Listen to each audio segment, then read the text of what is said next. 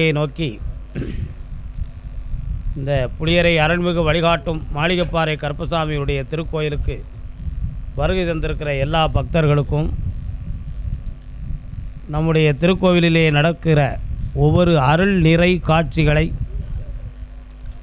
YouTube மூலமாக உலகமெங்கும் பார்த்து தன் மனதுக்குள்ளே தியானித்து கொண்டு என் எண்ணங்களெல்லாம் நிறைவேற வேண்டும் என்று அன்றாடம் பிரார்த்தனை செய்து கொண்டிருக்கிற அனைத்து பக்தர்களுக்கும் உங்கள் எல்லா பக்தர்களுடைய மனமும் நிறைவேறி உங்களுடைய இந்த பிறவியில் நீங்கள் அடைய வேண்டிய மகிழ்ச்சியை பூரணமாக அடைய வேண்டும் என்று நினைத்து உங்களுக்காக நான் பிரார்த்தனை செய்து கொள்கிறேன்.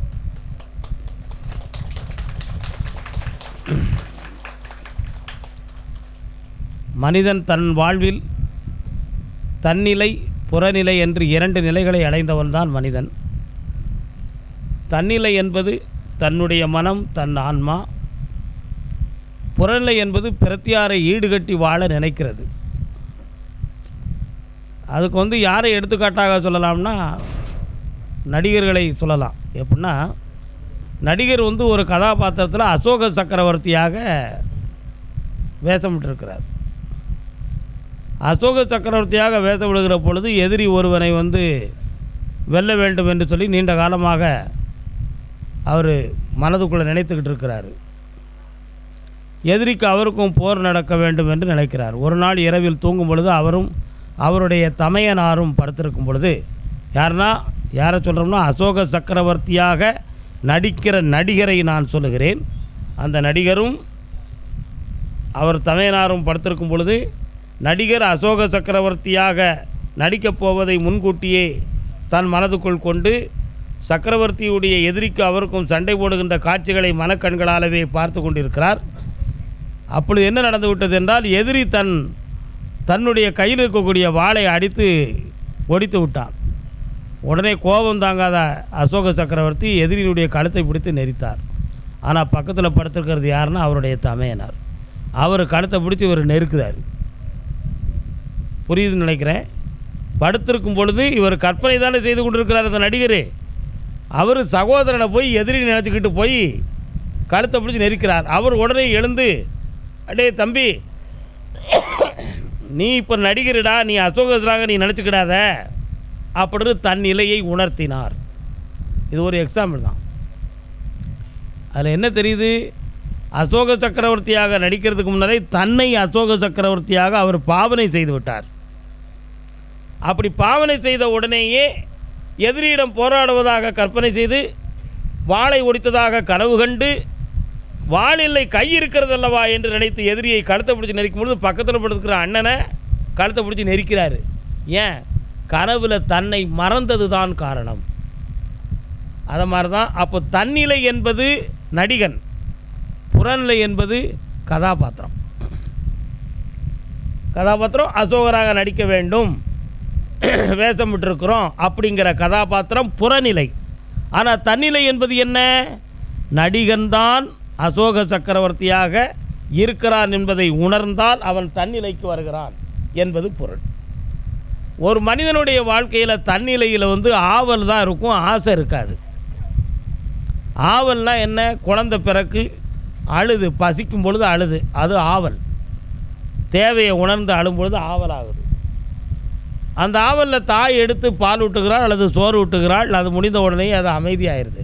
அப்போ தன் ஆன்மாவுக்குள்ளே என்ன பொருளை தேடுதுன்னு தெரியாமல் பசிக்கிற உணர்வை மட்டும் வச்சுக்கிட்டு தேடியதற்கு பெயர் ஆவல். அந்த ஆவல் மாதிரி வளர வளர மனிதனுடைய உள்ளத்துக்குள்ளே ஒரு ஆவல், தன் தேவைகளை பற்றி ஆவல் இருக்குது. எப்படி ஆவல் இருக்குது? குழந்தையாக இருக்கும் பொழுது பசிக்கிற ஆவல், ஊர்ந்து விளையாடும் பொழுது தன்னை போலவே ஒரு உயிரை பிடித்து கொள்ள வேண்டும் என்ற ஒரு ஆவல், நடக்கும் பொழுது தன் கூடவே ஓடி வர்றதுக்காக ஒரு வண்டியை எடுத்துக்கொள்ளக்கூடிய ஆவல், அடுத்து பேசும் பொழுது தன் கூட பேச வேண்டும்ங்கிறத பழக்க விடக்கூடிய ஒரு ஆவல். இப்படி இருக்கிற பொழுது கடைசியில் பருவத்துக்கு ஒரு பொழுது தன் பருவத்துக்கு நிகராக ஒரு துணை வேண்டும் என்று தேடுகிற ஒரு ஆவல். இந்த பருவத்தை கடந்து வாழுகின்ற காலத்தில் தனக்குன்னு மரியாதை வேண்டும் என்ற ஆவல், மரியாதையை காப்பாற்ற பணம் வேண்டும் என்ற ஆவல். இதுதான் முற்றுப்புள்ளி. பணம் வேணுங்கிற ஆவல் இயற்கையானது. ஆனால் அந்த ஆவலுக்கு தகுந்தாற் போல் ஒரு குறைந்த வருமானம் தான் வரும். அதுக்கு தகுதியைத்தான் பெற்றிருப்பான். ஆனால் அதுக்கு பிறகு தான் அவன் ஆசை கடலுக்குள்ளே அகப்படுதான். எப்படி? ஆவலோடு நின்று விட்டால் அளவோடவே வாழ்க்கை நிற்கும். ஆனால் ஆசை வந்து அதில் லேசாக தூண்டப்படுகிற ஆவல் மனதை பதிவாகி மனம் பல்வேறு காட்சிகளை கண்டு பல்வேறு புறச் சூழ்நிலைகளை பார்த்து பிரத்தியாருடைய வாழ்க்கையினுடைய உயர்வுகளை கருதி அதை தன்னுடைய உணர்வில் பகிர்ந்து கொள்ள நேரத்தில் அது வளர்ந்துச்சுன்னா அதுக்கு பேர் ஆசை. அதற்கு பேர் ஆசை. அந்த ஆசையில் என்ன நடக்கும்னா விதவிதமாக வேணும்னு நினைக்கிறான் மனுஷன். பணம், இன்றைய உழைப்புக்கு இதுதான் ஊதியம் நினச்சோம்னா அதோடு நிற்காமல் இன்னொருத்தர் கார் வச்சுருக்காரு, நம்மளும் கார் வாங்கணும்னு நினைக்கான். ஆனால் கார் வாங்கக்கூடிய சூழ்நிலை இவருக்கு இருக்காது. ஆனால் வாங்கணுங்கிற ஒரு ஆவலை ஆசையாக்கி அதை பெரிதாக்குகிற பொழுது அதுக்கு குறுக்கு வழியில் கண்டுபிடிக்கிறது எப்படிங்கிற திட்டம் அவன் உள்ளத்தில் தோணும். அப்போ ஆசை வந்து அவனை வந்து தவறான வழிக்கு கொண்டு போய் விடுது. அப்போ அந்த ஆசையை அவன் பெருக்க பெருக்க ஆசை நிறைவேறினால் அவன் தவறுகளை செய்து பழகி விடுகிறான். ஆசை நிறைவேறவில்லை என்றால் உள்மனதில் அவன் துன்பப்படுகிறான். ஆசை நிறைந்து ஆவலோட தன்மிதத்தோடு பெருமிதத்தோடு ஆணவத்தோடு வாழ துணிந்து விடுகிறான். ஆசை நிறைவேறவில்லை என்றால் அவன் உள்மன அளவுக்கு மனசால் அவன் துன்பப்படுகிறான். இந்த துன்பத்தை தான் புத்தர் சொன்னார், ஆசையே உன் துன்பத்திற்கு காரணம் என்று சொன்னார். அவர் பொதுவாக ஆசை துன்பத்துக்கு காரணம், ஆசை வைக்காத அப்படிங்கிற வார்த்தையை பற்றி புத்தர் பேசலை. அவர் என்ன சொன்னார், உன் தகுதிக்கும் உன் சூழ்நிலைக்கும் உன் இயல்புக்கும் பொருந்தாத ஒரு விஷயத்தை நீ ஆசைப்பட்டு நிறைவேறவில்லை என்று உன் உள்ளம் துன்பப்பட்டால் அந்த துன்பத்துக்கு காரணம் இந்த ஆசை தான். அந்த ஆசையை நீ விட்டுவிடு. இயல்பாக நடக்கிற நடைமுறையை நீ புரிந்து கொள்ளு, அதுவே சரியானது என்ற ஒரு தத்துவத்தை நமக்கு சொன்னவர் தான் புத்தர். ஆனால் பொதுவாக மனிதன் என்னஞ்சாம்னா ஆசைப்படக்கூடாதுன்னா, ஆனால் அப்படி தப்பு. ஆசைப்படாமல் இருந்தால் எப்படி இருக்கும், உப்பு இல்லாத உணவை சாப்பிட்ட மாதிரி இருக்கும். உப்பு இல்லாத உணவை 10 நாள் சாப்பிட்டோம்னா உடம்புல உணர்ச்சி ஓடாது, தூண்டு உணர்வு வராது, தாழ்வு மனப்பான்மையிலேயே மனசு போயிடும், தூங்கி எந்திப்பதும் போன்ற ஒரு சோர்வு தன்மையில் இருக்கும், உராய்வு தன்மைகள் வராது. அதனால்தான் உணவில் உப்பு வேணுங்கிற ஒரு நிலைமையவே நம்ம உருவாக்கணும். இது எப்படி உருவாக்கப்பட்டது? உப்பு வேணுங்கிற தேவையை எப்படி கண்டால் நம்ம உடம்புக்குள்ளேயே இருக்குது. உப்புச்சத்து நம்முடைய பிறவியிலேயே இருக்குது, மரபணுவிலே இருக்குது. அப்போ மரபணுக்கு தாகம், உடம்புல உள்ள தண்ணீர் சத்து வெப்பத்தால் குறைகிற பொழுது தண்ணி வேணும்னு நினைக்கும். அதுவரை ஏன் நினைக்கல, உடம்புல இருந்த ஈரச்சத்து தாகத்தை காப்பாற்றிக்கிடுச்சு. அதுதான் உண்மை. அப்போ உடம்புக்குள்ள அது இருக்குது. பசி, உணவால் உடலில் சக்தி இருக்கணும் அப்படின்னு நினைக்கிறோம். சக்தி இருக்கிறது வரை பசிக்க மாட்டேங்குது. சக்தியை இழந்த பிறகு பசி தானாக வருது. அப்போ அதுவரை உணவு மூலமான சக்தி உடம்புக்குள்ளே இருந்திருக்குன்னு அர்த்தம். அதே மாதிரி தான் உப்பு வேணும் அப்படின்னு நினைக்கிறோம். உடம்புல உள்ள உப்புச்சத்து வேர்வை மூலமாக யூரின் மூலமாக வெளியேறின்னு சொன்னால் உப்புச்சத்து குறையுது. அப்போ சாப்பாட்டில் கொஞ்சம் உப்பு வேணும்னு நினைக்கிறோம். இந்த மாதிரி விஷயங்கள்லாம் எங்கேருந்து வருது? தேவையை அனுசரித்து வரக்கூடியது ஆவல். அதை விதவிதமாக சாப்பிடணும்னு நினைக்கும் பொழுது தான் சுகர் வருது. உடம்புல இனிப்பு ஒரு குறிப்பிட்ட அளவுக்கு நம்மகிட்ட இருக்குது, அதை வேணும்னு நினச்சி அல்வாவை சாப்பிடுதோம். அல்வா சாப்பிட்லாம், கரெக்டு தான், சுகர் பேஷண்ட் சாப்பிடக்கூடாதுல்ல. ஆனால் இப்போ புதுசாக ஒரு டாக்டர் வந்திருக்காரு, நீங்கள் என்ன வேணாலும் சாப்பிடுங்க, நான் கொடுக்குற மாத்திரையை சாப்பிடுங்க, உங்களுக்கு சுகர் ஒன்றும் செய்யாதுன்னு சொல்லிக்கிட்டு இருக்கிறாரு. ஆனால் அனுபவத்தில் அது எப்படி இருக்குங்கிறத பார்த்தா மக்கள் பலனுடையவர்களாக மாறுவாங்க, அவரும் புகழுடையவனாக மலருவார். அதுதான் உண்மை என்ன. ஆனால் அது அப்படி ஒரு நிலைமை வந்துச்சுன்னா மக்களுக்கு ஒரு பெரிய விடுதலை தான், அது ஒரு பெரிய விடுதலை தான். அப்போ இந்த புத்தர் சொன்ன வார்த்தையை நீங்கள் பொதுவாக புரியக்கூடாது. ஆசைப்படாதே அப்படின்னு சொல்கிறது பொதுவாக சொன்னாருன்னு நினைக்காதீங்க. அவர் எது உனக்கு பொருந்தவில்லையோ அந்த ஆசையினால் உன் உள்ளம் துன்பப்படுகிறது, அந்த துன்பத்துக்கு காரணம் ஆசை. ஆகையினால் அப்படிப்பட்ட ஆசையை நீ விட்டு விடு அப்படின்னு அவர் சொன்னார். இப்படி ஒவ்வொரு விஷயத்தையும் நம்ம பார்க்குற பொழுதெல்லாம் நம்ம எப்படி வாழ்ந்துக்கிட்டு இருக்கோம்னா புறச்சார்பு நிலையில் தான் நாம் இன்னைய வரை வாழ்ந்துக்கிட்டு இருக்கோம். நம்ம இயல்பாக வாழக்கூடிய ஒவ்வொரு நேரத்திலும் நம்முடைய உள்ளத்தில் பிரத்தியாருடைய சிந்தனையை ஈடுபடுத்தும். நம்முடைய மூளை சரியான தனித்திறன் உடையதாக இருக்கிறது என்று மட்டும் யாரும் நம்பிவிடக்கூடாது. நம்முடைய மூளை நிச்சயமாக புறச்சூழ்நிலையால் கவரப்பட்ட ஒவ்வொரு செயல்களும் நம்ம மூளையில் பதிவாகுது. ஒரு ரோட்டில் போகிறோம், ஒருத்தன் நம்மளை முறைச்சி பார்க்குறான், அவன் நம்மளை பிடிக்காதவங்கன்னு சொல்லுறதும் மூளையில் பதிவாகுது. இன்னொருத்தன் போகிறோம், மறைமுகமாக சிரிக்கான், எதையோ ஏளனமாக நினச்சி சிரிக்கிறான் அப்படின்னு சொல்கிறது நம்ம மனதிலையும் மூளையிலையும் நமக்கு பதிவாகுது. இன்னொருத்தர் நம்மளை பார்த்தோன்னா மனம் திறந்து சிரிக்கான், இவன் ஓரளவு நமக்கு நல்லதாக தெரியுதுன்னு நினச்சி நம்ம மூளையில் பதிவாகுது. அப்போ இப்படி ஒவ்வொரு விஷயமும் ஒவ்வொருத்தரையும் சந்திக்கிற பொழுதும் ஒவ்வொரு நினைவுகள், ஒவ்வொரு எண்ணங்கள், ஒவ்வொரு கருத்துக்கள் இவைகளெல்லாம் நம்மளை மூளையில் பதிவாகி நம்ம மனதுக்குள்ளே அது போய் ஆழ் மனத்தில் போய் ரெக்கார்டாக மாறி போயிடுது. அந்த ஆழ் மனதில் அப்படி இருக்கக்கூடிய ரெக்கார்டு என்ன செய்யுது அப்படின்னு சொன்னால் நம்மளை உந்தல் கொடுத்து அதுக்கு தகுந்தாறு போல் நம்மளை நடக்க வைக்கி. எப்படி ஒரு பகைவனை பார்த்தோம், அவன்கிட்ட நம்ம பேசக்கூடாது அப்படின்னு நம்ம நினச்சிருவோம். அவன் சப்ஜெக்ட் எவனோ ஒருத்தன் இடைஞ்சல் பண்ணியிருப்பான், உடனே நம்ம நினைப்போம் நமக்கு பிடிக்காதவன் இவன் தான் நிச்சயமாக நமக்கு இதை செஞ்சுருப்பான்னு நம்ம கற்பனை பண்ணிக்கிடுறோம். இது எங்கேருந்து வந்துச்சு? நம்ம மூளையில் அவனை பகைவன்னு நம்ம உணர்ந்து கொண்டதுனாலும் நம்ம மூளையில் பதிவான ஒரு காரணத்தால் தோன்றிய ஒரு விஷயம். இது நம்முடைய மனோதத்துவத்தின் அடிப்படையில் பதிவாகி இருக்குது. நம்ம பிராங்காக இருக்கணும்னு நினச்சாலும் பிற சூழ்நிலைகள் நம்மளை என்ன செய்ய மாட்டேங்குது, இருக்க விட மாட்டேங்குது. ஒரு மனிதன் தன்னிலையாக முன்னேறுவதற்கு கஷ்டப்படுவான். எப்படி உயர வேண்டும் என்று நினைத்து உடலால் உழைப்பான், அறிவால் உழைப்பான், மனப்பக்குவத்தால், தொழிலால் ரொம்ப உழைப்பான். அது அவனை சார்ந்த ஒரு பொது கஷ்டம் அல்ல, அவனுடைய தனி கஷ்டம். அது தனிப்பட்ட கஷ்டத்தில் அவன் ஒரு ஸ்டேஜுக்கு வர்றதை விட சரியாக சாப்பிட்றதுக்கு கூட அவனுக்கு சூழ்நிலை கிடச்சிருக்காமல் இருக்கும். 4 ஆடைகளை வச்சுக்கிட்டு அதை நல்லா துவைச்சி தேய்க்கிறதுக்கு இல்லாமல் கைட்டே தேய்ச்சி போட்டக்கூடிய நிலைமை இருந்திருக்கும். பிரத்தியாருடைய உதவியில் வாழக்கூடிய ஒரு சில சூழ்நிலைகள் தோன்றியிருக்கும். இப்படியெல்லாம் இருந்து அவனுடைய அறிவு வளர்ந்து, அவனுடைய செயல் வளர்ந்து, அவனுடைய நேர்மைகள் வளர்ந்து, அவன் ஒரு காலத்தில் உலகத்தார் புகழக்கூடிய அளவுக்கு அவன் உலகத்தில் உயர்ந்து வந்துடுவான். அப்படி உயர்ந்து வருகிறது வர அவன் தன்னிலையிலேயே கஷ்டப்படுதான். ஆனால் உயர்ந்த ஒரு ஸ்டேஜுக்கு வந்த பிறகு தான் அடுத்தவங்களால் அவன் கஷ்டப்படுவான். இது மட்டும்தான் இந்த லோகாய தத்துவம். அவன் உயர்ந்து ஒரு ஸ்டேஜுக்கு வந்தோடனே அடுத்தவங்களால் எப்படி கஷ்டப்படுவான்? இவன் எப்படி இருந்தவன் இப்படி வாழ்ந்துட்டானேன்னு நினச்சி ஒருத்தன் பொறாமை கொண்டு அவனுக்கு ஒரு இடைஞ்சல் கொடுக்கறதுக்கு நினைப்பான். அது ஒரு கஷ்டம். தன்னுடைய மனது எவ்வளவோ பாடுபட்டு நம்ம முன்னேறலேன்னு ஒரு பற்றை வச்சுக்கிட்டு இவனை பார்க்கும்பொழுது எதிர்ப்பாக பார்ப்பான். அது ஒரு கஷ்டம். இவனுடைய வாழ்க்கையை எப்படியாவது தள்ளணும்னு சொல்லி ஒரு பொதுவான ஒரு சதி திட்டத்தை போட்டு அவனுக்கு இடைஞ்சலை மறைமுகமாக பண்ணுவான். அது ஒரு கஷ்டம். ஆக ஒரு ஸ்டேஜுக்கு வர்றது தன்னுடைய தனி கஷ்டமாக இருக்கும். ஆனால் ஒரு பெரிய ஸ்டேஜுக்கு ஒரு ஸ்தானத்தில் உட்கார்ந்த பிறகு தான் அடுத்தவங்களால் பல கஷ்டங்களை அவன் தாங்கி தான் அந்த ஸ்டேஜில் இந்த உலகத்தில் அவன் வாழ முடியும் என்ற இலக்கணத்தை இந்த சமுதாயம் பரிசாக கொடுத்துருக்கு. இதுக்கெல்லாம் என்ன காரணம்? மனப்பக்குவம் அடையாதது தான் காரணம். இந்த மனப்பக்குவங்களை அடைவதற்கு நல்வழிகள் ஆன்மீகத்துக்குள்ளே மட்டும்தான் இருக்குது.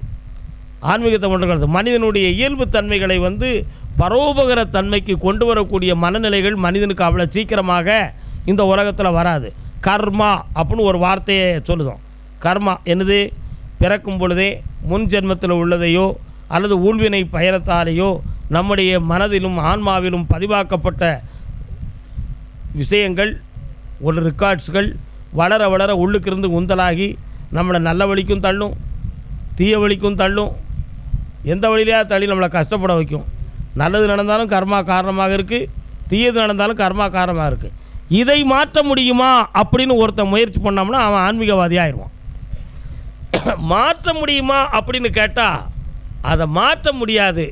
ஆனால் ஆழ்ந்த தவத்தின் காரணத்தினால் அந்த கர்மாவை அடக்க முடியும் என்பது நிச்சயமாக உண்மை.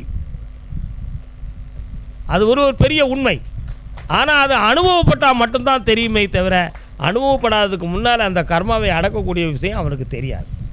அவன் ஒவ்வொரு நாளும் தவத்திலையும் இந்த பிரபஞ்ச சக்தியில் புதிய விஷயங்களை வரமாக பெற்று அவனுடைய ஆத்மாவிலும் உணர்விலும் ஆழ்மனதிலும் அதை போய் பதிவு செய்ய வச்சு கடைசியில் அதுவே அவனாக மாறி அவன் நடக்க ஆரம்பித்து விட்டான் என்றால் அவனுடைய பழைய ஆழ்நிலையில் இருக்கக்கூடிய பிறப்பு ஆன்மாவில் இருக்கக்கூடிய தன்மைகளெல்லாம் மாறி புதுமையாக அவன் பிரபஞ்சத்திலிருந்து வாங்கிக்கிட்டு இருந்த வரம் மட்டுமே அவனை வாழ வைக்கும். அப்போ பழைய கர்மா இயங்கவில்லை, புதுமையாக அவன் வாங்கிய வரமே அவனை வாழ வைத்து கொண்டு இருக்கிறது என்பது இந்த இடத்தில் உண்மையானதாக இருக்கும். ஆக கர்மாவை வேலை செய்ய விடாமல் தவத்தால் நிறுத்த முடியும் என்பதுதான் தவத்தின் பயனாகும். அந்த தவத்தை மேற்கொள்ளக்கூடிய ஒருவனுக்கு இடைஞ்சல் எத்தனை வரும் தெரியுமா? தவத்தை மேற்கொள்ளக்கூடிய ஒருவன் உலகத்துக்கு புத்தி சொல்லணும்னு நினைப்பான். அப்போ அவன் அதை கெடுக்கணும். அந்த பிரத்தியாருக்கு புத்தி சொல்லணுங்கிற புத்தி சொல்லி எத்தனை நண்பர்களை இழந்திருக்கோம் தெரியுமா? அறிவுரை சொல்லிட்டாச்சுன்னே போதும், நம்ம நண்பனே நம்மளை பகையாக்கிடுவான். என்ன நம்மளை முட்டாள்னு நினச்சி சொல்லிக்கிட்டு இருக்கானோ, நம்மளை பற்றி என்ன புரிஞ்சுக்கிட்டான் இவன் அப்படின்னு நினப்பான். கடைசியில் பார்த்தா என்றைக்கே ஒரு நாள் சிந்திக்கும் பொழுது நம்ம நண்பன் சொல்கிறது உண்மைதாம்னு நினப்பான். அதுக்கு தான் ஔவையார் அருமையாக சொல்லுவா, மூத்தோர் சொல் வாக்கும் முதிர்ந்த நெல்லிக்கரியும் முன்னே புளிக்கும் பின்னே தித்திக்கும் என்று சொன்னார்கள். நெல்லிக்காய் பழம் எப்படி இருக்கும்? நெல்லிக்காயை முதல்ல கடிக்கும் பொழுது புளிக்கும், முழுங்கின பிறகு தான் இனிக்கும். அது மாதிரி பெரியவங்க சொல்லக்கூடிய வார்த்தை முதல்ல என்ன செய்யும்? புளிக்கும். ஆனால் அனுபவப்படுகிற பொழுது இனிக்கும். புரியுதா? அதை தான் மூத்தோர் சொல்லும் வார்த்தையும் முதிர்ந்த நெல்லிக்கனையும் முன்னே புளிக்கும் பின்னே தித்திக்கும் என்ற பெரிய வார்த்தையை நமக்கு சொன்னார்கள். மனிதனுடைய ஆழ் மனத்துக்குள்ளே இருக்கக்கூடிய ஒரு விஷயம் யாராவது பொதுவாக பேசிக்கிட்டு இருக்கும் பொழுதோ அல்லது ஒரு செயலாக்கத்திலேயோ அவன் மனதில் இருக்கக்கூடிய ஒரு பாதிப்பை தட்டியாச்சுன்னா தன்னை அறியாமல் அவனுடைய இயக்கம் மாறும், அவன் மனநிலைகள் மாறும். இதுதான் மனோதத்துவம். ஒரு மகாராஜாவுடைய ஒரு கிரீடத்தில் உள்ள ஒரு வைரக்கல்லை காணலை. இது வந்து கதை கூட பெரிய தத்துவம். இது வந்து ஒரு கிரீடத்தில் உள்ள ஒரு வைரக்கல்லை காணாமல் போயிடுது. ஆனால் திருடியவன் இன்னாராத்தான் இருப்பான் அப்படின்னு சொல்லி ஒரு அவமானம் தோன்றுச்சு அரண்மனையில் இருக்கக்கூடிய ஒரு சேவகரின் மீது. அவன் திருடினாம்ங்கிறது கன்ஃபார்ம் பண்ணணுமே, அது எப்படி செஞ்சால் சரி வரும் அப்படின்னு ஒரு நிகழ்வை அரசர் இணைஞ்சார்னா மந்திரியாரை கூப்பிட்டு, திருடனை கண்டுபிடிக்கணும், இதில் 10 சேவகர்கள் இருக்காங்க, இந்த 10 பேரில் ஒருத்தன் தான் இதில் எடுத்திருப்பான். உங்கள் மனதுக்கு நான் அதுக்கு ஒரு கட்டளை இடுதேன், நீங்கள் மாறுவேடம் கொண்டு சாதாரண பிச்சைக்காரனை மாதிரி ஒரு வேஷம் போட்டு இந்த 10 வேலைக்காரங்கள்ட்டையும் நீங்கள் நடந்துக்காங்க. அவங்களுடைய வார்த்தைகளை வைத்து இதில் யார் திருடம்னு எனக்கு கண்டுபிடிச்சி நீங்கள் தரணும்னு சொல்லி மந்திரிக்கு ஒரு கட்டளை இட்டார் மகாராஜா. அருமையாக இணைஞ்சார்னா மந்திரி ஒரு பிச்சைக்காரனை மாதிரி வேஷம் போட்டு ஒரு 10 பேரில் ஒரு சேவகன் வீட்டுக்கு போய் பிச்சை எடுக்க போனார். அவன் எடுத்து கொஞ்சம் சாப்பாடை போட்டான், சாப்பிட்டு வந்துட்டார். இன்னொருத்தன்கிட்ட போனார். இப்படி ஒவ்வொருத்தங்கிட்டையாக போகும்பொழுது, என்னப்பா நாங்களே கஷ்டப்பட்டு இப்படி இருந்துக்கிட்டு இருக்கோம், உனக்கும் இது ஒரு கஷ்டமா, சரி வா கிடைக்கையில் பாதி அப்படின்னு சொல்லிட்டு அவங்க சாப்பாடை போட்டான். உடனே இவருக்கு மந்திரி பிச்சைக்காரனாக இருக்கவருக்கு சிந்தனை, இவனுடைய வார்த்தை கொஞ்சம் அதிகமாக இருக்குது, இவனை கொஞ்சம் கைக்குள்ளே வச்சுக்கணும்னு நினச்சார். உடனே நினைச்சானா அவன் கூட எப்பா உன் கூட கொஞ்ச நாள் பேசி பழகுன்னு நினைக்கிறேன்னு சொல்லி தினமும் அவனை போய் பார்க்க போக ஊரில் சாப்பிட்டு வரது மாதிரி ஒரு நினச்சிக்கிட்டு இப்படி பேசி பழகிக்கிட்டே போகும்பொழுது ஒவ்வொரு நாளும் ஒவ்வொரு விஷயமாக அவர் பேசிக்கிட்டு போகிறார். இந்த பிச்சைக்காரர் அனுபவத்தில் மகாராஜாவுக்கு என்னையா குறை, அவர் எல்லாம்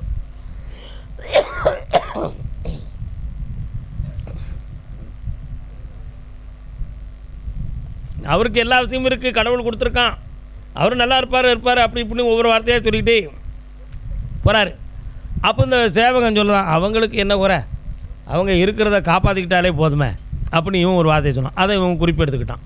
இருப்பதை காப்பாற்றிக்கிட்டாலே போதுமைங்கிறத ஒரு குறிப்பு எடுத்துக்கிட்டான். சரி கரெக்டு ஓகே. இப்படியெல்லாம் நினச்சிக்கிட்டு மகாராஜாவே வந்து ஏதோ ஒரு வருத்தம் இருக்கிறது மாதிரி தெரியுது. அவருக்கு என்ன வருத்தம், இருக்கிற பொருளெல்லாம் மக்களுக்கு கொடுத்தாருன்னா எல்லோரும் நல்லா தான் இருப்பான், அதை கொடுக்காம அவரே வச்சுக்கிட்டுதாரலா அப்படின்னு ஒரு வார்த்தையை இந்த சேவகன் சொன்னான். அதையும் ஒரு குறிப்பெடுத்து வச்சுக்கிட்டான். நல்லா புரிஞ்சுக்கணும் இந்த வார்த்தைகள். அப்போ இவர் புரியுதார், மந்திரியார் புரியுதார், மகாராஜாட்ட இருக்கிற பொருளை மக்களுக்கு கொடுக்கணும்னு நினைக்கிறானா இல்லை இவனுக்கு வேணும்னு நினைக்கிறானா, இது ரெண்டும் சந்தேகத்துக்குரிய ஒரு வார்த்தைகளாக இருக்குது அப்படி நினச்சி மந்திரியார் வந்து சேவகனை ஒரு சிந்தனை புள்ளியிலே வந்து கண்ணோட்டம் செய்து வைத்து கொண்டார். ஆமாம், அவருக்கு இருக்கிற செல்வத்தில் எவனும் எதுவும் எடுத்துகிட்டு போனாலும் கூட அதை கண்டுக்கிட மாட்டார் அப்படின்னு இந்த பிச்சைக்காரர் சொன்னார். அதுக்கு அவன் சொன்னால் அப்படியெல்லாம் எடுக்கிறதுக்கு எவ்வளோ பெரிய திறமை இருந்தால் எடுக்க முடியும் தெரியுமா, சாதாரணம் எடுக்க முடியுமான்னு இவன் கேட்டான். அதையும் ஒரு குறிப்பிட. அப்போ இவன் இந்த திறமையை யூஸ் பண்ணதுக்கு தயாராக இருக்கான் அப்படிங்கிறத இவர் குறிச்சிக்கிட்டார். இப்படி ஒவ்வொன்றா இப்படி பேசிக்கிட்டே போகும்பொழுது எதிர்பார்க்காம அரசர் என்ன செய்தார் அப்படின்னு சொன்னால், பறைசாற்றுபவர்களை கொண்டு வந்து அரசருடைய அரண்மனையில் நவரத்தின கற்களை காணவில்லை, இதை கொண்டு வந்து கூடியவனுக்கு அரசாங்கத்தில் ஒரு பதவி கொடுக்கப்படும் முதல் உத்தரவு. இரண்டாவது உத்தரவு, திருடியவனுக்கு மார்கால் மறுகை தண்டனை கொடுக்கறதுக்கு தயாராக இருக்கிறது, திருடனை கொண்டு வந்து சேர்க்கவும் அப்படின்னு ஒரு வார்த்தையை போட்டார். அந்த பறைசாற்றுதலில் சொன்னாங்க முரசறையும் பொழுது.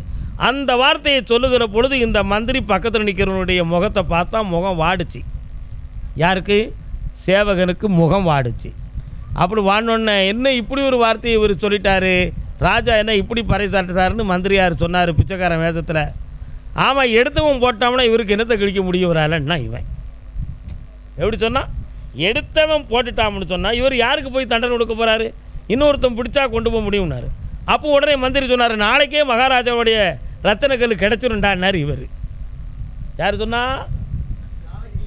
பிச்சைக்காரர் வேதத்தில் இருக்கக்கூடிய மந்திரி சொன்னார், நாளைக்கே மகாராஜா தொலைத்த ரத்தினக்கல் கிடைத்து விடும்னார். அது எப்படி சொல்லுது? இன்றைக்கே திருடன் கொண்டு போய் போட்டுருவான் பாருன்னார். போட்டுருவான்னு சொன்னார். சரி, எனக்கு கொஞ்சம் வேலை இருக்குது, நீங்கள் உங்கள் வேலைகளை பாருங்கள் அப்படின்னு சொல்லி இவன் பிரிஞ்சு போனான். யார்? சேவகன்.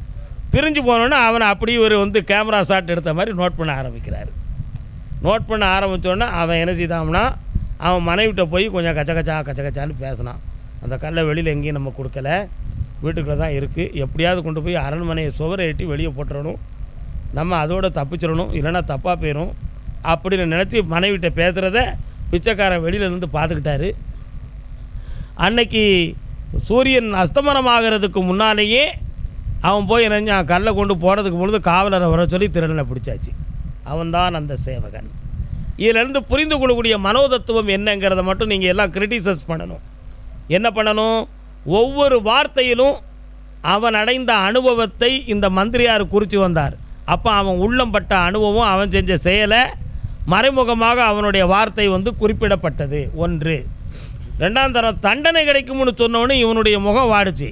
மற்றவங்களுடைய முகமெல்லாம் சாதாரணமாக இருந்துச்சு, ஆனால் இவன் முகம் மட்டும் வாடுச்சு. அப்போ வாடுகிற பொழுது இவன் சம்மந்தப்பட்டிருக்கிறாங்கிறத அவனுடைய உள்ளம் மறைக்காமல் அந்த உணர்ச்சியில் அவன் முகத்தை காட்டி கொடுத்துருச்சு. இது அப்போ இதில் உள்ள விளைவு என்ன? பொதுவாக பொது இடத்துல அரசர் பறைசாற்றி ஒரு விளக்கத்தை சொல்லுகிறார், எல்லாரும் கேட்டுட்டு சாதாரணமாக போயிருந்தான். ஆனால் சம்பந்தப்பட்ட ஒருவனுடைய மனசு மட்டும் அதில் ஆழமாக பாதிச்சுது. அப்போ அவன்தான் அதுக்கு காரணவான் என்பதை நம்ம புரியுதோம்.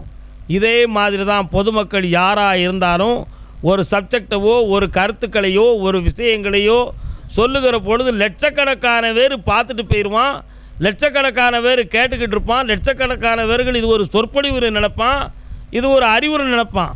ஆனால் சொல்லக்கூடிய ஒரு விஷயத்தில் எவனோ ஒருவன் அவனுடைய வாழ்க்கையிலேயோ அவன் வாழ்க்கையில் இருக்கக்கூடிய ஒரு மைனஸ்லேயோ இந்த சப்ஜெக்ட் ஒரு காரணமாக இருந்தால் அவன் தன்னுடைய இயல்புத்தன்மையை மாற்றி அவன் இயக்கத்தை வெளியே காட்டுவான். இதுதான் ஒரு மனோதத்துவம் என்பது ஆகும். இப்படித்தான் மனிதன் ஒவ்வொருத்தரும் புறச்சூழ்நிலையால் பாதிக்கப்படுதான். இந்த புறச்சூழ்நிலையால் பாதிக்கப்படாமல் இருக்கக்கூடிய ஒரே ஒரு வழி இருக்குன்னு சொன்னால் அது தெய்வத்தை வழிபட்டு ஆன்மீக நெறியை கடைபிடித்து நீதி, மனசாட்சி, ஒழுக்கம் இவைகளையெல்லாம் கடைபிடிச்சாச்சுன்னா யாராலும் நம்மளை அசைக்க முடியாது. நம்ம மனதை முதல்ல சுத்தமாக்கணும். நம்ம மனதில் இறைவன் குடியிருக்கக்கூடிய அளவுக்கு தகுதியுடையதாக நம்ம மாற்றணும். நம்முடைய உணர்ச்சியில் இருக்கக்கூடிய தீய உணர்வுகள் இது தவறான பாதை என்று நினைத்து தன்னை தானே உணர வேண்டும். இப்படியெல்லாம் பல்வேறு நிகழ்வுகளில் நம்ம அறிவால் நம்முடைய மனசை கவனித்து நம்முடைய நெறிகளையும் பாதைகளையும் நம்ம சீர்திருத்திக்கிட்டோம்னு சொன்னால் நம்மளே சுத்தவானாக ஆயிடுவோம், சுத்த மனசாக ஆயிடுவோம். பிரத்தியாரை பற்றி கவலைப்படுறதை விட தன்னை பற்றி கவலைப்படுறதுக்கு என்றைக்கு ஒருத்தன் புரிஞ்சுக்கிட்டானோ அவன் சுத்த மனுஷன். எப்பொழுது தன் மனம் சரியாக இருக்கிறதா என்று ஒருவன் ஆய்வு கொள்கிறானோ அவன் மனசாட்சி மிகுந்தவன்.